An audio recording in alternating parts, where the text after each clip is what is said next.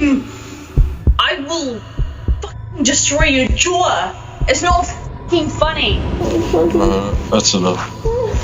That is more than enough. You want it, what? You're like, yeah, I'm chucking off my fucking balcony, you goddamn psycho little bitch. But you've been...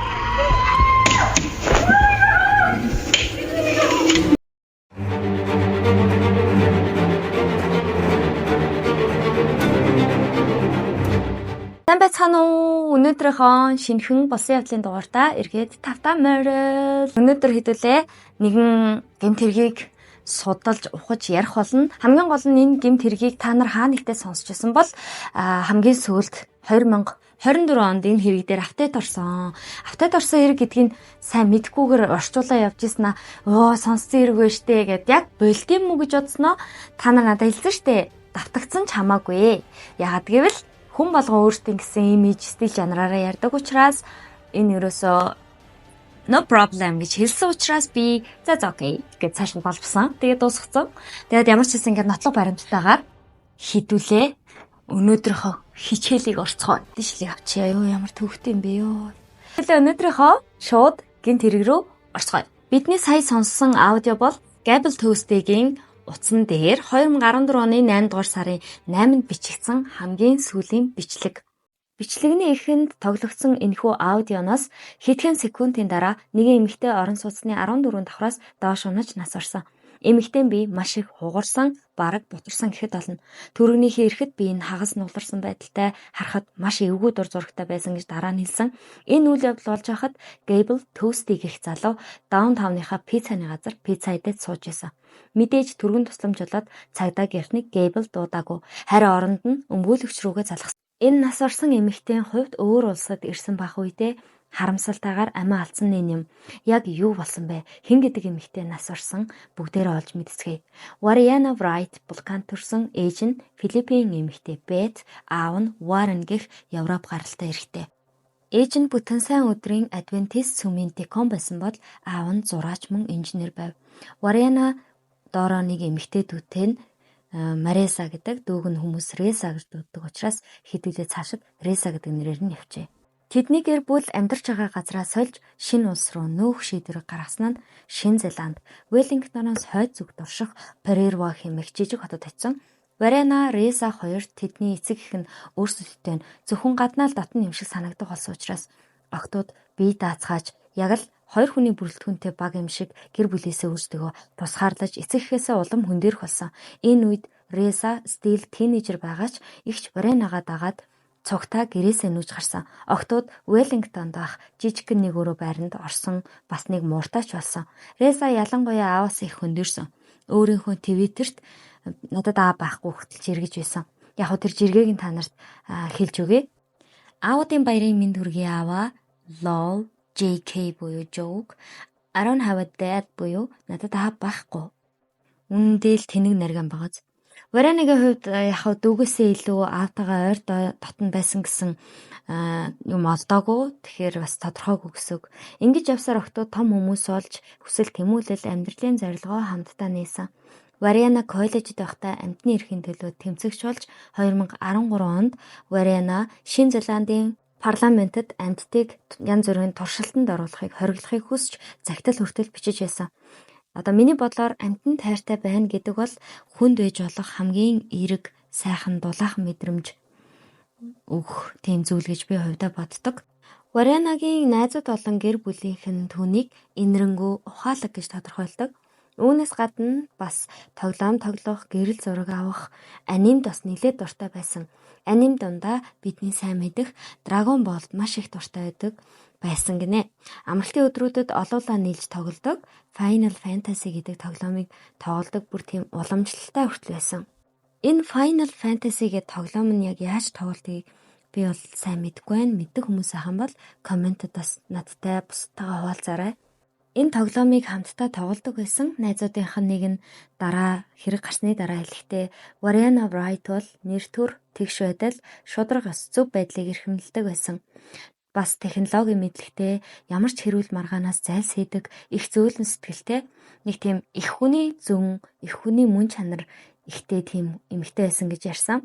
Варианагийн хувьд дүү ээж хоёртоо маш их анхаарал тавьдаг.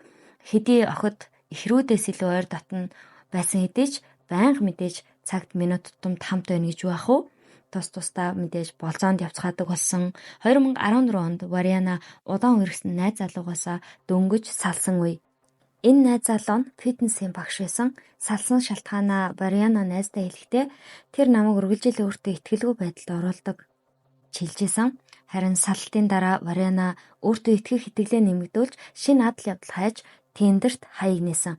Тиндер бол болзооны аппликейшн, одоо орчин үеийн залуучууд маш ихээр хэрэгэлдэг юм аппликейшн шүү дээ, тийм ээ. Яг ингэж Тиндерт хаяг нэхтээ Вариана Шинэ Зеландта байгаа шүү. Энийг сайн санаараа та бүхэн. Хэн нэгэнтэй эсрэг хүснэнтэйгээ мэдээж танилцахыг хүссэн. Нэг залуутай танилцсан ч хэд хэдэн болзоонд явсныхаа дараа тэгээд тэгсийг уулзахаа болсон. Яг энэ зунаа Вариана Австралийн Gold Coast гэх далайн эрэг рүү явах ёстой болсон нь тэнд нэг найз нь хурмаа ихээр урилга явуулсан гинэ. Ингээд нисэх өдрөмж болж Вариана Tinder app нээлттэй чигээр нь орхисон. 2014 оны 7 дугаар сарын 29-нд Австрали хүрэх онгоцон сув. Энэ өдөр Вариана дүүтэйгээ хамгийн сүүлд ярилцсан нь мөн хамгийн сүүлд хэлсэн үг нь I love you гэж хэлсэн. Вариана Австралид Surfers Paradise-д хурмаа ээж буй найз Хейли дээрээ ирсэн. Вариана энэ найз болох Хейлитэйгээ нөгөө зурагчны ажлынхаа хамгийн анх хийсэн ажил дээр танилцчихсан байна л да. Тэгээд хэдий олон жил болсон ч гэсэн холбоотой байсаар сайн найзууд болж чадсан.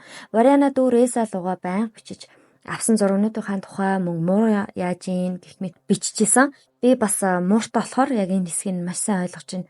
Санаа зовоод идэг.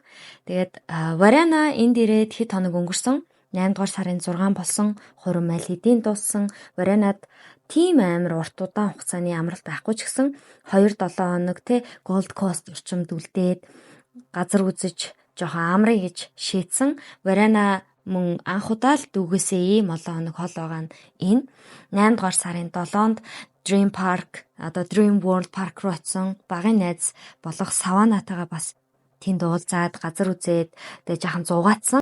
За одоо ингээд яг хэрэг хэлж байна. Ингээд хэдэн өдрийн дараа Tinder дээр Вариана нэг хүнтэй матч олсон.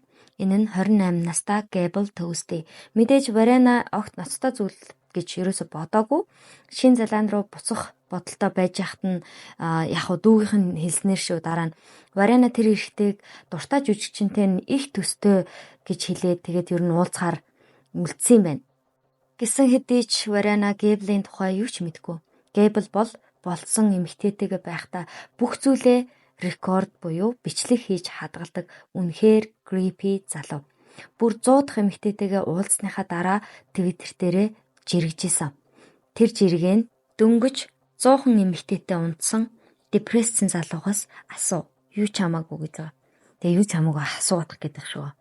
Яа сэтгэхээр иймэрхүү юм бичтiin би ерөөсөө ойлгохгүй байлаа. Тэгээд энэ нас 79 комент авсан байгаа шүү.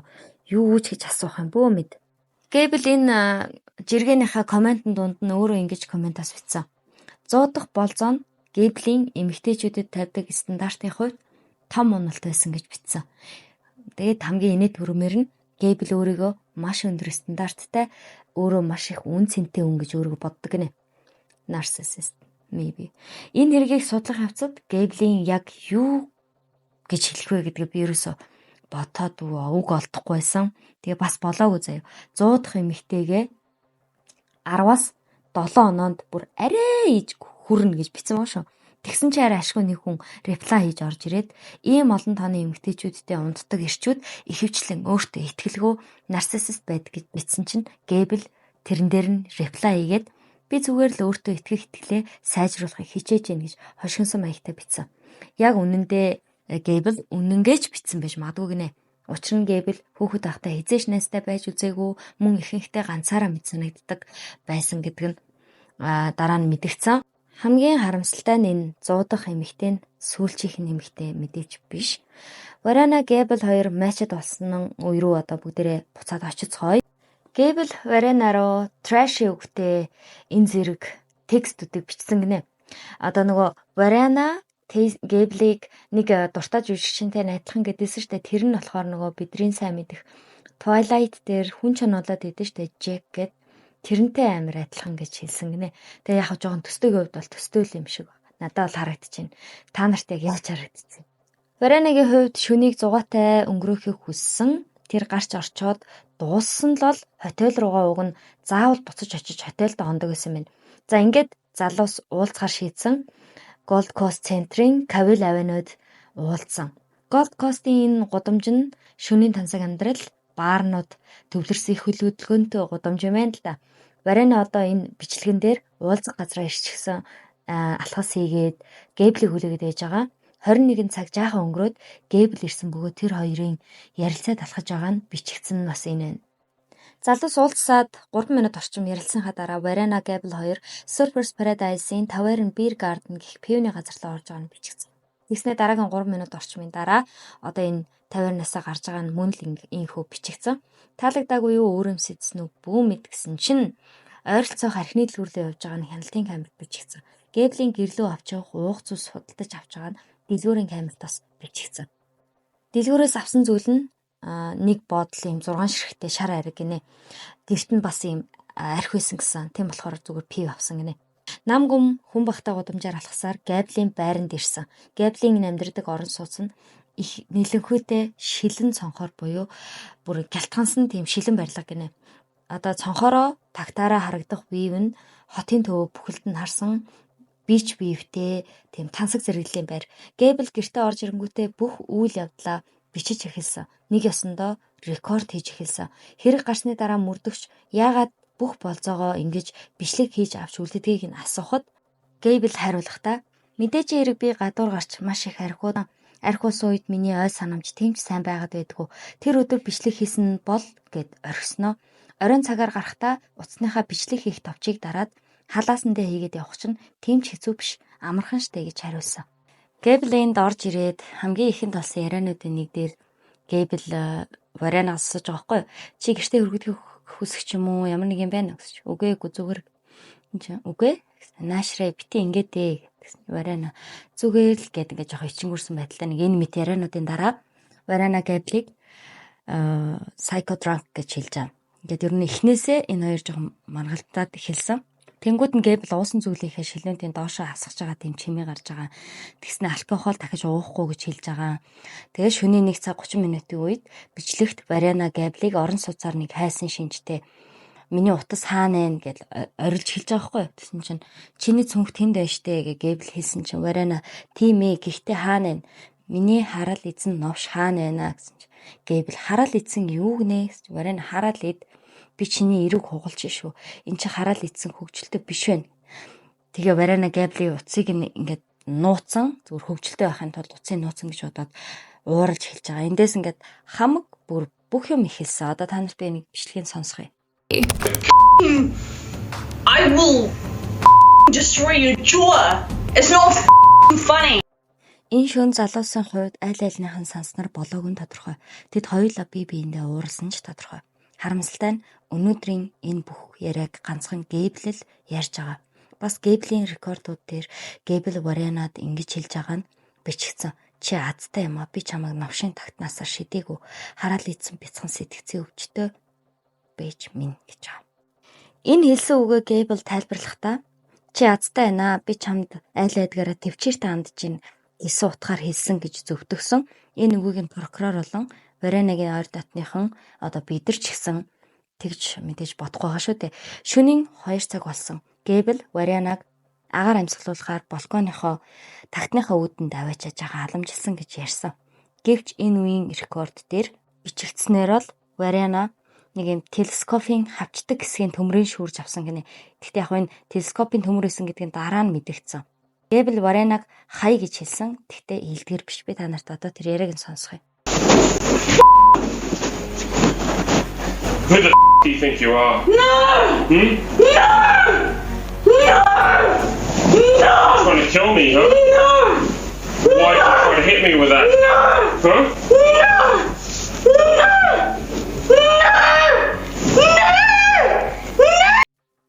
Үүнийг сонсоход л хичнээн их айж тарчилж байгаа нь мэдэгдэж байгааз Энэ хэсгийг Гэбл юу гэсэн өөрийгөө юу гэж зөвтгсөн Варена гэртээ байрлахыг хүсэхгүй болтлоо тэнд яг юу болсон бэ гэхээр Варена одоо нэг гэрийн home decor-ын юм жижиг цагаан чулуунуудыг шидчихснээр сүүлд нь төмрөөр цохих гэж дайрсан юм байна. Тэр үед нь Гэблийн уур нь ингээ хүрээд тесэрсэн. Тэгвэл яагаад Варенаг зүгээр л хаалгаараа түлхэж гаргаад орон сууцныхаа коридор руу хөөгөө гаргачих болоогүй юм бэ гэд асуусан чинь Гэблийн тухайгаа хэлэхдээ учир нь хүн хэн нэгнийг өөрөөсөө холдуулж хэрүүл маргааныг намжаах гэж оролдох үед санаанд орсон зүйлээ л хийдэг. Хэн ч хэн нэгнийг 14 давхраас унаад өөрийгөө хөнөөчихвээ гэж боддгоо шүү дээ гэж хариулсан. Зөвөр тунгаах чадваргүй согтуу байх нь олон зүйлд шалтгаан болдог.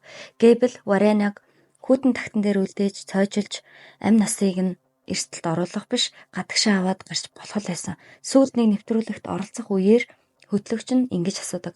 Гэбл ямар ч хэсэн чи түүнийг удирдахжсэн чиний согтолт 6.3 тэрнийг 5.4 байсан. Гэрээс гарах хаалганаас балконы чинь хаалга илүү ойрхон байсан юм уу? Гэбл энэ үед хариулж байгаа. Энэ үед би тагтны хаалгатай ойрхон байсан. Өргөн томоороо онгорхой байсан болохоор логикоор л ийм сонголт хийсэн. Гэблийн тагтан дээр түгжигдснээс хойш 27 секундын дараа Варена тагтны ашлагны цаана гарч доош бууж доод айлын тагтанд хүрч зүгтаахыг оролдож эхэлсэн. Харамсалтай нь Варена мэдээж унаж нас орсон. Түүний сүүлчийн хашгиралт нь Гэблийн бичлэгт бичигдэж үлдсэн гэхээр Гэбл Варенатай их ойрхон байсан юм шиг надад бол санагдсан. Варена Брайт нас орсон тухай мэдээ нэг шөнийн дотор Австрали болон Шинэ Зеландад тархсан. Учир нь нөгөө тагтнаас зүүгдсэн байсан тэр үеийнхэн зургийг доод айл нь зургийг авсан юм билээ. Варенагийн тагтнаас зүүгдсэн байгаа зураг нь одоо энэ нь. Одоо би энэний дараа та нар сонсгох бичлэгийг сайн анхааралтай сонсорой. Варена яг унаад газар унаж байгаа чимээ рекорд дээр бичигдсэн байгааг нь би арай ээж нэг оллоо. Яг энэ тас гэдээ дуурж байгаа яг Варена газар унаж байгаа чимээ гинэ. Варена царайлаг гэж бодсон нэгэнтэй таарч болсон ч маш их харамсалтай. Хүү амны эргийн мөрдөн байцаалт эхэлсэн. Хүмүүсийн бодож исэн зүйлж батлагдсан. Гэбл бол тендерт байх предаторуудын нэг байж таарсан. Дашрамд хэлэхэд Гэбл бич вэвтэй тансаг байранд амьдардаг гэхээр том ажилтай, цалин сайтай баян залуу гэж хүмүүс бодсон бол ер нь тийм байгаагүй гинэ. Одоо хэдүүлээ Гэблийн тухай жаахан ярилццгаая. Гэбл төвстэй бол өсвөр насндаа л лойрж эхэлсэн, архинд донтсон, хуучин хевс засварладаг зүгээр энгийн нэг ажилчин. 2005 онд хуурамчаар ID үлдэх зохион байгуулсан гэж баримтшилж байсан. Ингэхдээ хоёр найзынхаа хамтаар насан турш хүүхдүүдэд насан турсан хүний хуурамч ID гаргаж өгөх $30,000 ашиг олох ажил хийсэн гинэ. Тэгээд болоогүй хуурамч мөнгө хэвлсэн тэгсэн мөртлөө аль алинд нь ял аваагүй. 2011 онд цогтуугаар машин жолоодож осол гаргасандаа зүгээр торгуул төлөөд жолооны эрхээ 10 сараар асуулаад өнгөрч исэн. Дараа нь 2014 оны 7 дугаар сард Варенатай танилцахаас 2-7 хоногийн өмнө Гэбл Ford Falcon маркийн улсын дугааргүй автомашинтай хурд хэтрүүлээ явж байхад цагдаа зогсоохыг оролдоход Гэбл хурдаа бүр нэмж 130 милийн хурдтай явж эхэлсэн. Эцэст нь цагдаа нар дууг нь хагалж шидэгж зогсоож баривчилсан. Энэ үед Гэбл бас л маш согтуу буюу Австрали зөвшөөрөгдсөн хэмжээнээс 4 дахин их согтолтой гарсан. Гэхдээ энэс муу зүйл нь 2014 оны 1-р сард цагдаагийн офицертой бүр зодтолдчихсэн гинэ. Гэбл төвстийг тухайн орон нутгийнх нь хид хідэн шөнийн цэнгэний газар бүр орохыг нь хоригдсон. Баарнууд орохыг хоригдсон гэсэн. Энэ дээр жаахан гайхсан л та баар яагаад тэгж хүнийг орохыг хоригдж болдсон бол гэсэн чинь учир нь ингэсэн гинэ. Тооцоогоо хийдгүү. Бүр харамч гэж тодорхойлсон байна. Ганц нэгээрээ явж байгаа эмэгтэйчүүдийг зодддог, бие авч явах чадваргүй болтлоо согтдог гих зэргээс нь болсон гинэ. Тэгээд тэндэрт эмэгтэй хайна энэ инстаныг бүтэхгүй нөхөр байгааз хэрэг гарсны дараа Гэблийн утсыг нь шалгаж үзэхэд 2013-аас 2014 оны хооронд одоо жилийн хугацаанд гэхэд л тендер дээр 250 гаруй эмэгтэйтэй тодорхой хэмжээнд харилцаж исэн. Яг бүгдээрээ Гэблийн арганд ороогүй ч гэсэн арганд нь орсон хэд хэдэн эмэгтэйчүүд Гэблийн тэр предатор зан авирыг гэрчилсэн байдаг. Яадаг байсныг товчхоноор хэлэх юм бол согтоогоод унтаад дахиж уулгаад тэгээд дахиад унтдаг. Бүр нэг зааван бохор. Гэблийн бүх рекордууд мэдээж прокуроруудад таалагдаагүй тодорхой. Энэ бүхэн илчлэгдэх болсон нь Варенагийн хэрэгээс эхэлсэн гэсэн үг. За одоо бүгдээрээ хэрэг рүүгээ буцаад орцгоё. Хэрэг гардаг орой Гэблийн доод давхарт амьдардаг хэд хэдэн хөршүүд Варианагийн тэр шөнө үгүй гэж хашгирсан 33 удаагийн үгүй гэж хашгирсан хашгиралтыг сонссон тагт руу нь Варианагийн хөл унжиж орж ирэхэд зургийг хүртэл авч битгий ингээ буцаагаад дээшээ гаараа гэж хэлсэн ч тэдний нүдэн дээр Вариана хөл алдан алтарч доошоо унсан. Тэд түргэн тусламж дуудсан. Харин энэ үед Гэбл төөстэй хувцас өмсөд пиццаны газар руу зүгсэн пицца идэхээр явсан. Тэр цагдаа дуудаагүй, түргэн тусламж дуудаагүй, харин өмгөөлөгч рүүгээ залгасан байсан. Гэбл энэ тухайга тайлбарлахдаа би энэ үед согтуу байсан болохоор маш их төөрөлдсөн л дөө. Яхаа мэдэхгүй гудамжаар алхаж исэн. Би шоконд орсон байсан. Би толгоогоо цэвэрлэж ухаан орох шаардлагатай байсан гэж ярьсан. Гэбл төөстэй Вариана Врайтыг хөнөөсөн 2 дугаар зэргийн адлага үйлцэн эргээр яллагдагчаар татагдсан. Прокуроруудын хэлснээр бол Гэбл Варианаг ягч тагтан дээрээс өөрөө түлхээгүй гэж хэлсэн. Гэвч Вариана Гэблийг намайг гэрлөө минь явуулаач гэж гуйх болгонд Гэбл бүр албаар тагтан дээрээ гаргаж чойжиж шийтгсэн. Гэбл Варианаг тайвшрахыг хүсэж байсан нь үний юм бол яагаад коридорт эсвэл гэртээ түүнтэй ярилцахыг сонгоогүй хүч ашиглан байж тагт руугаа гаргаж чойжилсан юм бол энэ бүхэн зарим хүмүүст яг ойлгомжтой байж болох ч тангартны шүүх зүгээр л шийдвэр гаргаж чадахгүйсэн. Энэ хэрэг дээр Гэблийн өмгөөллийн багт хэд хэдэн тал дээр давуу тал байсан. Тэднэр ч итгэлтэйгээр ашиглаж чадсан. Нэгдүгээрт Варианагийн задлан шинжилгээний хариугаар согтууруулах ундааны хэмжээ нь жолоо барих зөвшөөрөгдсөн хэмжээнээс 3 дахин их байсан гэдэг зүйлийг гаргаж ирсэн. Энэ нь гэхдээ тийм ч оновчтой биш.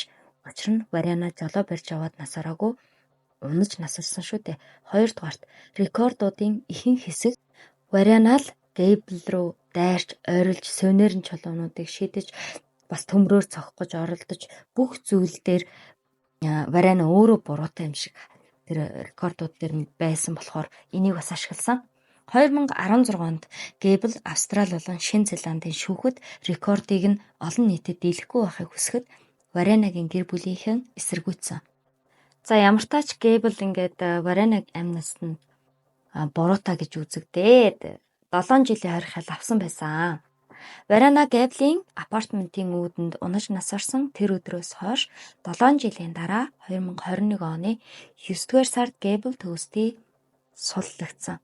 Тэр даруй жилийн дараа буюу 2022 онд ахлах сургуулийн драмын багш Сабрина Коллинстай болцож эхэлсэн.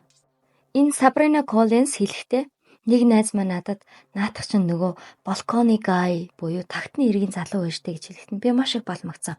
Тэгээд би зүгээр л тэрнээс асуухыг хүссэн. Маш их асуултууд надад байсан. Тэрний түүхийн талыг нь л бид мэдэн штэ гэж ярьсан. Дараа нь Гэбл энэ Сабрина гэх эмэгтэйдээ асуухт нь ингэж ярьсан гинэ. Би олон нийтийн дарамтанд золиослогдсон. Варианагийн үсэрсэнд нь миний буруу байгаагүй. Зүгээр л шүн пицца авч идсний минь төлөө над руу тухайн үед дайрч доромжилж буруутгах гэсэн хүмүүсийг би зүгээр үзэн ядчихээн гэж уйлаад энэ болгоно ярьсан байгаа. Мэдээж энэ бүхний дараа Сабринагийн Гэблтэй байх харилцаа нь дордож эхэлсэн. 9 болцооны дараа Сабрина Гэблтэй харилцаагаа дуусгахад Сабринагийн утсанд нэг танихгүй эмэгтэйгээс дууд мессеж ирээл, текст мессежүүд ирээл тэр нь тэгээд жоохон занл хийлийн шинжтэй байгаад байсан юм байна. Сабрина тэр даруй цагдаа нарт хандсан ч гэсэн хэргийг ерөөс хүлээж аваагүй. Тэр эмэгтэй найз нь гээд байгаа хүн Гэбл дуу хоолойгоо өөрчлөөд эффект ашигласан уу? Яасан одоо болт мэдэгдээгүй. Энэ 9 удаагийн болцооны үеэр нэг удаа Гэбл Сабринаг Варианагийн унаж нас орсон яг тэр тагтан дээр гаргаад цойжилж суудаатай. Гэбл 7 жилийн дараач тэр байрандаа амьдарч байгаа. За эрүүл ухаантай хүн амьдрах нь бити хэлбэр тийшээ зүглэгчгүй үстэй. Энэ байрандаа үргэлжлүүлэн амьдраад байгааг нь Сабрина ингэж ярьсан. Гэбл харин ч бүр дуртай, баяртай байгаа зогсохгүй бусад эмэгтэйчүүдийг ч ингэж шүүжрхийлж энэ үйл явдлыг сэргээж байгаадаа тэрэнд амар хөвгөлтэй байгаа юм шиг надад санагдсан гэж ярьсан. Гэбл Варианагийн өхлийн төлөө маш бага ял эдэлсэн, дээрээс нь маш бага мөнгө төлсөн гинэ. Варианагийн аав Гэблийг шоронд удаан хугацаанд суулгахыг хүсэжсэн ч тийм зүйл болоогүй нь үнэхээр харамсалтай. Эцэст нь Гэбл төөстэй 2024 онд өнөөдрийг хүртэл энэ байрандаа апартменттай амьдарсаар байгаа байх нэ. Үнэхээр харамсалтай.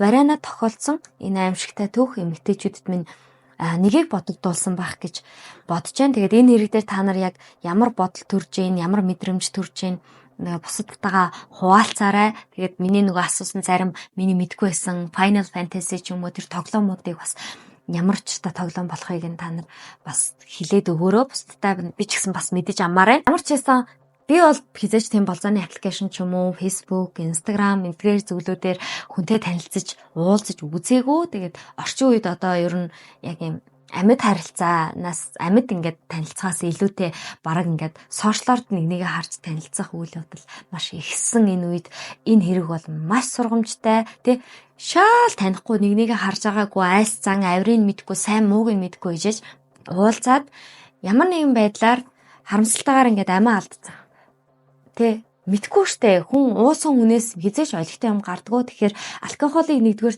сайн тохируулж хэрэгэл сурах хэрэгтэй юм шиг надад бол санагдтiin. Хоёрдугаарт танихгүй хүн мэдгүй зан аашин мэдгүй хүнтэй бас нийлж явах хамгийн дими гэж би боддог.